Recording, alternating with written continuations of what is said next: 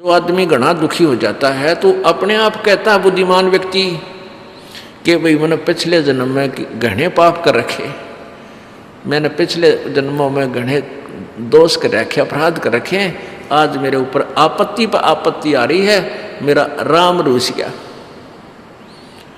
और जिसके सब सुख हैं, अच्छी व्यवस्था है, बच्चे भी ठीक हैं, पूरी संतान संपत्ति है, तो आम व्यक्ति भी नो क्या करें, भाई ये तो घना पुण्यकर्मी प्राणी है, यानी घने अच्छे कर्म कर रहा है पिछले जन्म। तो पुण्यात्माओं, अब पुण्य से तो सुख है और पाप से दुख है। मान लीजिए आपके पुण्य भी थोड़े हैं और पाप गणे हैं, तो पाप से तो आप पर आपत्ति आ रही है, और फिर आप कहाँ जाते हो? संतों के पास।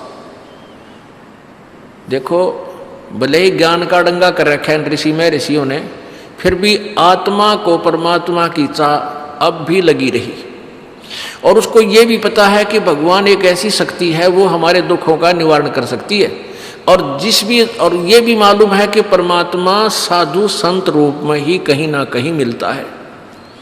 जैसे परमेश्वर जी खुद अपनी महिमा आप ही बताते हैं, कबीर देव जी, कि पर्वत पर्वत में फिरा कारण अपने राम, और राम जैसे संत मिले जिन सारे सब काम।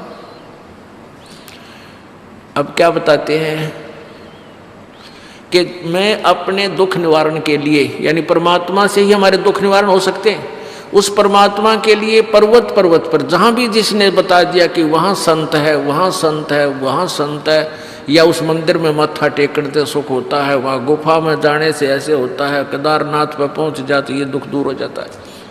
तो कहते हैं इन सब स्थानों पर मैं गया लेकिन कोई राहत नहीं मिली, और कहते हैं राम जैसे संत मिले, क्योंकि जिस संत से और हमें राहत मिली, परमात्मा, वो दुख दूर हुए, पाप नाश हुए, तो सुख हुआ। तो कहते हैं राम जैसा संत मिले जिन सारे सब काम। तो इतना भी ज्ञान है कि परमात्मा की प्राप्ति संत, परमात्मा से मिलने वाले राहत संत के माध्यम से ही मिलते हैं। तो इससे परमात्मा खुद ही अपनी महिमा बताते हैं कि संत साहिब के लाडले,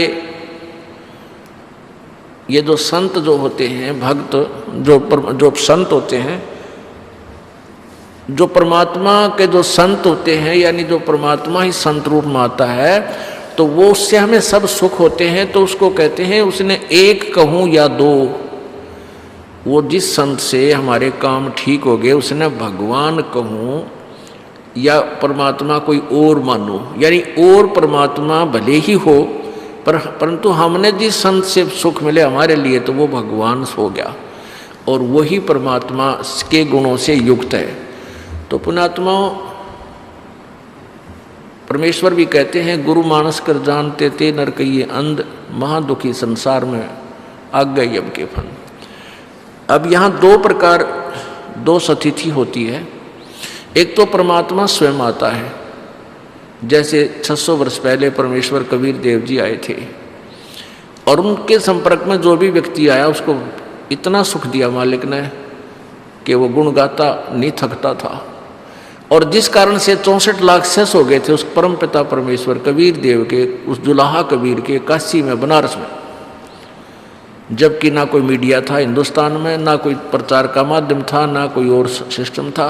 उस परमात्मा के इतनी सुख दिए उस मालिक ने उन बच्चों को कि उन्होंने जगह जगह जा कर के दुनिया को बताया, क्यों दुखी हो रहे हो, आ जाओ हमारे गुरुदेव के पास, ले लो उपदेश। तो ऐसे जो भी सच्चे नियत दुखी आदमी, क्योंकि पहले अच्छी आत्मा बहुत थी, परमात्मा से डरने वाले थे। अब तो हम कति बिगड़ दिए कि मैं सिनेमा में सांग देख कर, कि मैं बकवादिया की कथा सुन कर, इनकी नकली संतों की थ्योरी सुन कर, और क्यों कुछ अब इस समय में शिक्षा होगी, शिक्षा से कुछ नौकरी अच्छी होगी, कोई बिजनेस ठीक हो गया, ट्यूबल टैबल की व्यवस्था लग गई, खूब धन होने लग गया, भगवान से सैकड़ों कोस दूर हो गए हम।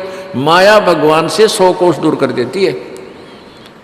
इसलिए परमात्मा कहते हैं, राम रट दारिद्र बला टूटी घर की छान, और सुंदर महल किस काम के जहां भक्ति नहीं भगवान।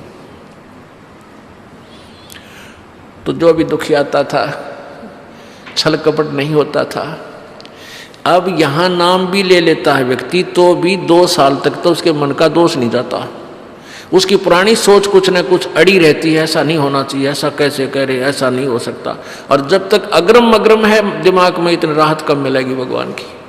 जिस दिन आप सच्चे समर्पण कर दोगे कि जो संत जी शब्द बोल रहे हैं वो फाइनल है और सत्य है, और आपके मन में कभी दोष नहीं आता है, तो इतने लाभ शुरू हो जाएंगे आप सोच नहीं सकते। क्योंकि हम इतने भर दिए, काल ने हमें भक्ति से और भगवान से सैकड़ों कोस दूर कर दिया, इतना अंदर हमारे अंदर जो गंध भरवा दिया, कुछ सांगसनी में देख कर कुछ वैसी बकवादियाँ भर के।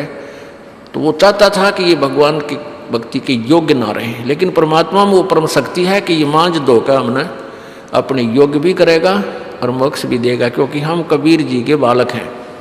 हम सभी जितने भी मजहब धर्म हैं, सभी बच्चे उसी परमपिता एक परमात्मा की संतान है। इस काल ने हमें भ्रमित करके डिवाइड कर दिया।